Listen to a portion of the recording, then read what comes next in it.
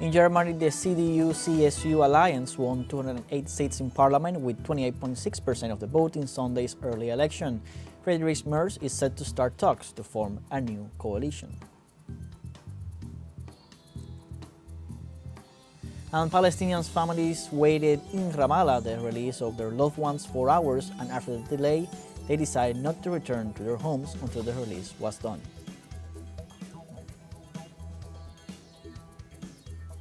And in Haiti, more than 6,000 people were forced to move due to criminal violence, according to data from the International Organization for Migration.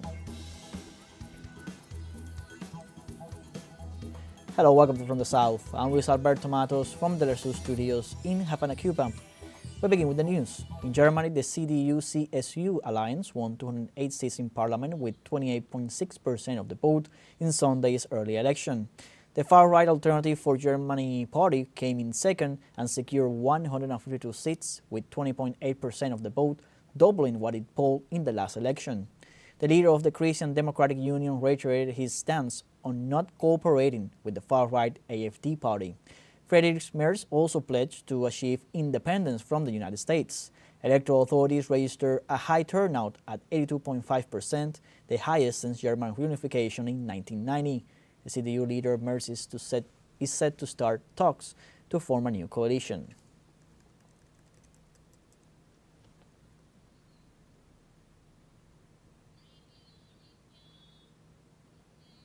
And in Russia, Kremlin emphasized that territories whose citizens decide to join the country will not be sold or be part of a possible agreement between U.S. President Donald Trump and his Russian counterpart Vladimir Putin. These statements come after the United States announced the submission of a draft resolution to the UN General Assembly that does not call for Russia's withdrawal from these territories, as does an alternative proposal supported by the European representation to the United Nations. It should be noted that the Donetsk and Lugansk territories, as well as the regions of Kherson and Zaporizhzhia, joined Russia in September 2022 through referendums held in these territories.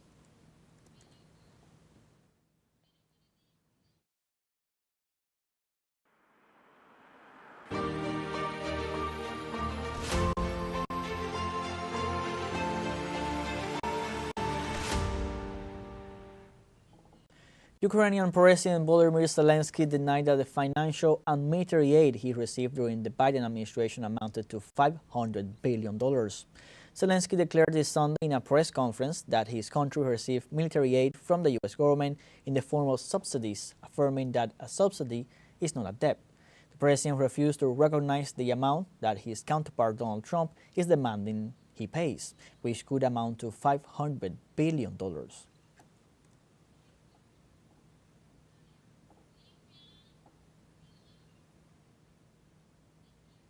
And Zelensky also said that he would not dare to sign a commitment to pay a debt that would take up to 10 generations of Ukrainians to pay off.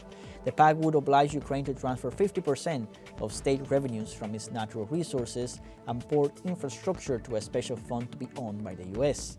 The amount demanded by the Trump administration represents a gigantic burden for a small and poor country, more than double Ukraine's total GDP.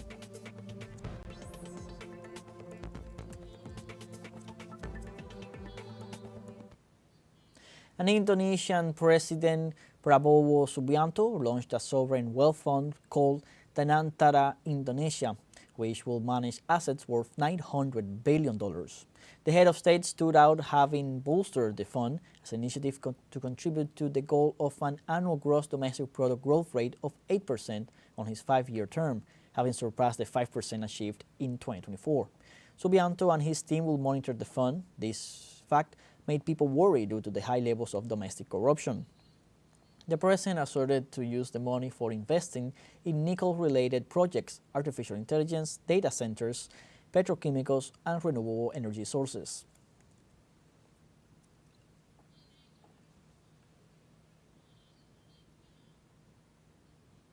And in China, the Ministry of Defense rejected Australia's accusations of lack of transparency regarding live fire exercises by Chinese warships.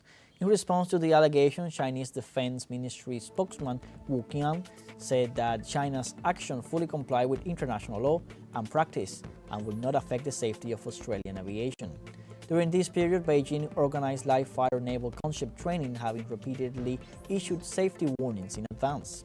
In this regard, the government emphasized that it expects Australia to consider the relations between the two countries and the two militaries in an objective manner.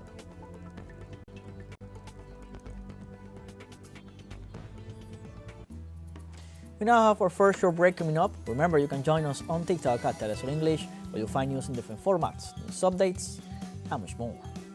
We'll be right back. Stay with us.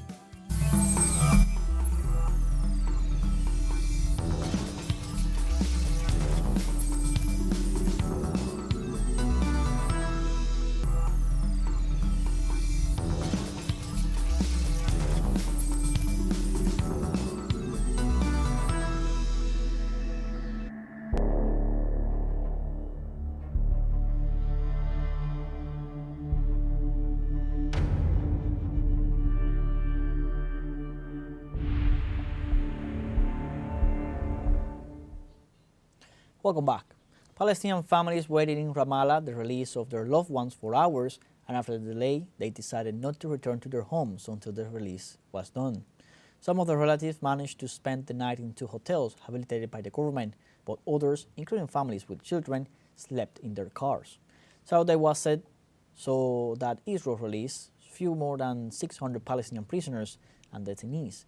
445 detainees in Gaza, 97 people that will be deported to other countries, 43 West Bank prisoners, and East Jerusalem, plus other 11 detained people in Gaza before October 7th.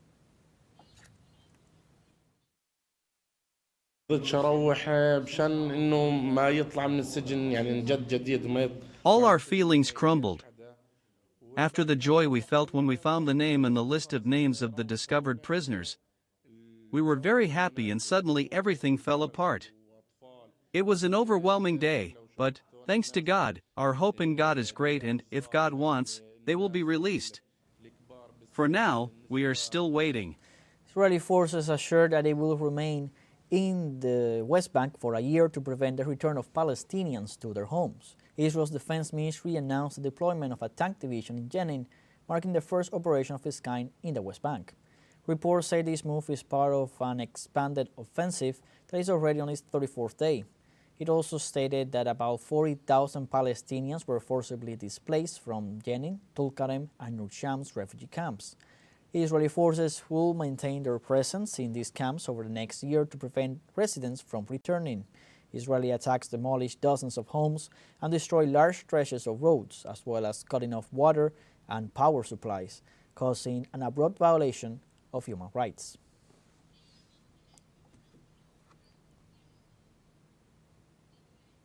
Likewise, Israel's Prime Minister Benjamin Netanyahu reported that the Zionist regime's forces will continue to occupy strategic locations in Lebanon and Syria while using the South Syrian Druze community as a pretext for their occupation. At an officer graduation ceremony, Netanyahu emphasized that Israeli forces will remain in the Golan Heights and buffer zone indefinitely under the pretext of protecting illegal Israeli settlements. Similarly, he reported that they will maintain strategic positions along the northern border inside Lebanon until the Lebanese army and government fully comply their conditions.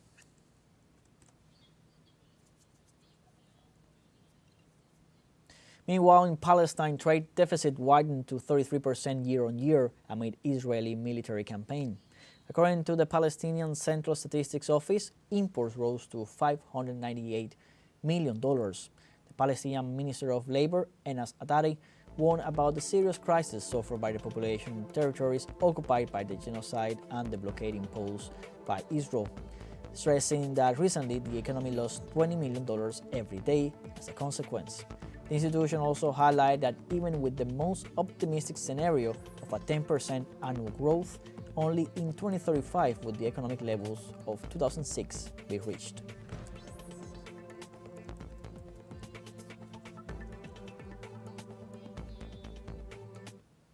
And Qatar's Emir Sheikh Tamim bin Hamad Al Thani underlined a plan between his country and Iran to dig a tunnel under the Persian Gulf.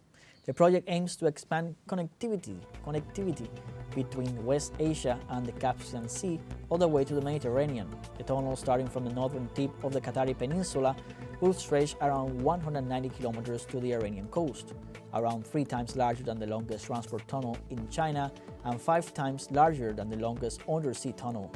For Qatar, the construction of the tunnel is a great achievement. Through it, the country can access the Eurasian markets via Iran.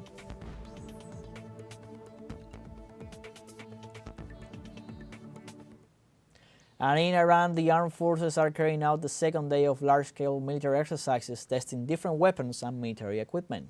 According to the information, drills were carried out by several units simultaneously. The Iranian Army and Islamic Revolution Guard Corps have fired anti-submarine missiles from helicopters, conducted aerial sweeps with fighter jets, and deployed dozens of military vehicles, including tanks, ships, and submarines.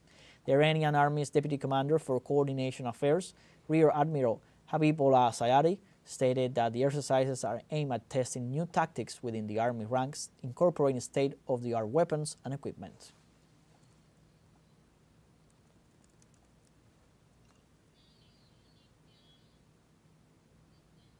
And over 14,000 Afghan refugees have returned to their country in the last few weeks amidst allegations of mistreatment of these migrants abroad. The Afghan Ministry of Refugees and Repatriation says that over the last month, 3,160 families, that is over 14,000 people, have returned to the country. The ministry also urged host countries, particularly Pakistan, not to take unilateral decisions regarding Afghan migrants. Several Afghan refugees in Pakistan have denounced forced mass deportations and continuous mistreatment by Pakistani police.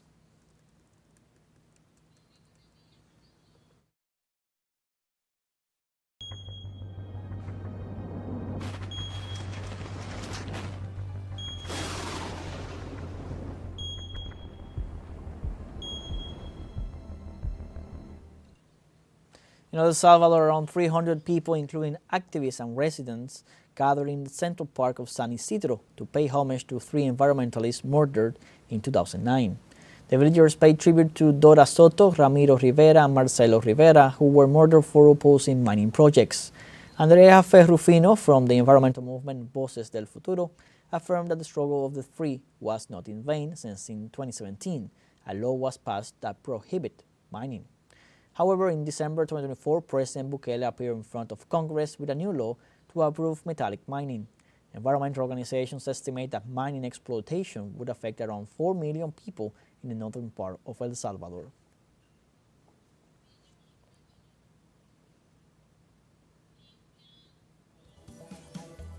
We now have our second short break coming up. Before we invite you to visit our YouTube channel at teleSUR English, where you'll be able to rewatch our interviews, top stories, special broadcastings, and more. Hit the subscribe button and activate the notification bell to stay up to date on the world's most recent events. Final short break, and go away.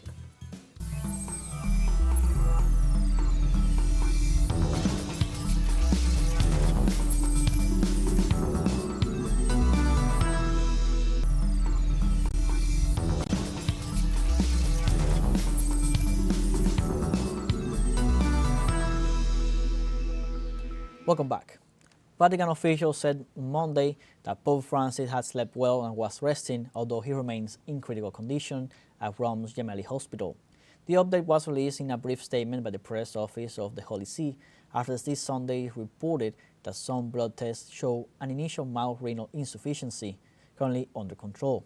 In the medical report of Sunday afternoon, it was explained that the Argentine pontiff, admitted since February 14th with bilateral pneumonia, had not had any more respiratory crisis like the one he suffered on Saturday, but that he was still being supplied with oxygen through nasal cannulas.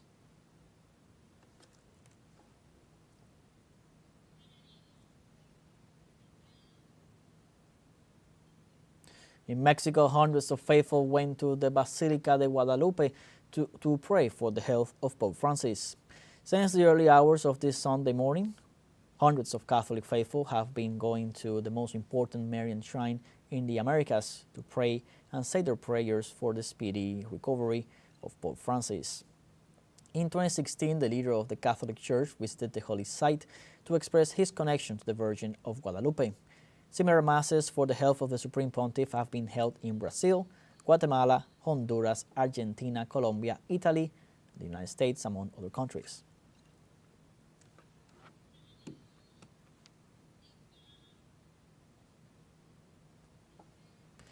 In Haiti, more than 6,000 people were forced to move due to criminal armed violence, according to data from the International Organization for Migration.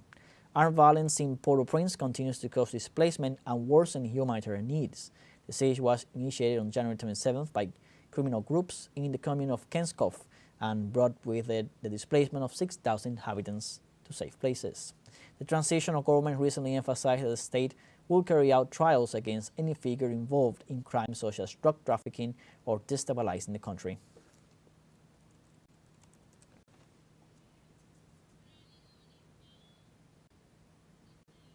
In Colombia, the Ombudsman's office has expressed concern about a violence crisis unfolding in the Arauca department due to confrontations between irregular groups.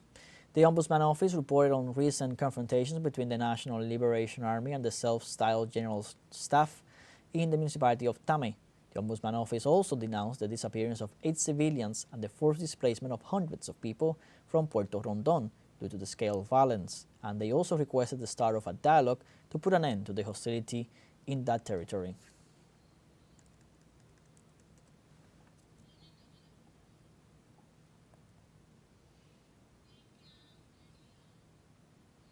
In other news, in the United States, at least 2.3 million federal workers received emails requiring them to document their work performance for the previous week, warning them that failure to do so will result in automatic resignation. The recently appointed head of the White House Government Efficiency Department, Elon Musk, stated that he's acting as directed by President Donald Trump, adding that if any of the hundreds of employees refuses to send the email, they will be unemployed. Trump encouraged the tech giant to be tougher in his efforts to cut the federal workforce, saying that he would like to see him become more aggressive in his work as head of the Department of Government Efficiency.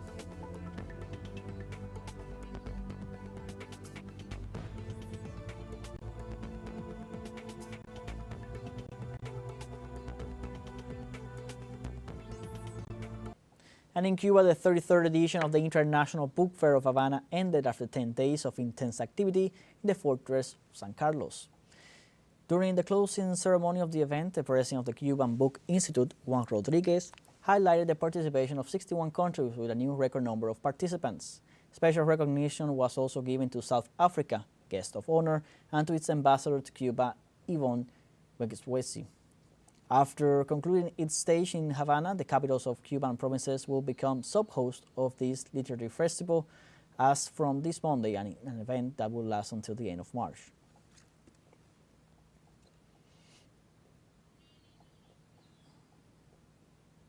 And in Venezuela, young musicians offer a mega concert in Plaza de la Juventud in Caracas as part of the celebration for the 50th anniversary of the National System of Youth and Children's Orchestras and Choirs of Venezuela.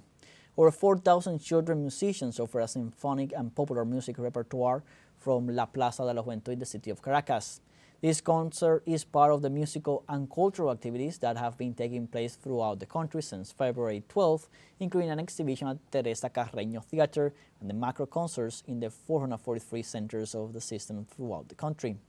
The activity is considered by many as a tribute to the capacity of music to unite, inspire, and change lives.